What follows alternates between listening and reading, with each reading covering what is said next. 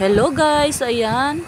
Dito naman ako sa kusina namin. Nagluluto ng ulam na kayang-kaya sa bulsa guys. Ayan, meron akong papaya dyan at saka preskong malunggay. Ayan.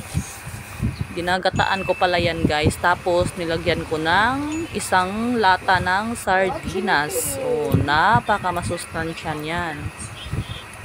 Tapos, lagyan nyo din ng, ano yan guys, luya. Masarap siya pag maraming luya guys. Tapos, tanglad.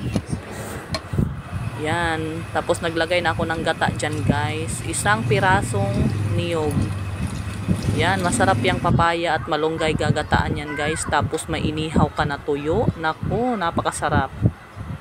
Tapos, pwede nyo rin lagyan yan ng sili na, ano guys, yung mahaba na sili, yung pangsigang. Yun, masarap yan. Sarap kasi pag yung gata maanghang guys. Napakasarap.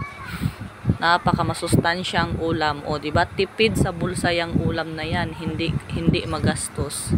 Ayan lang. Maraming salamat sa panunood.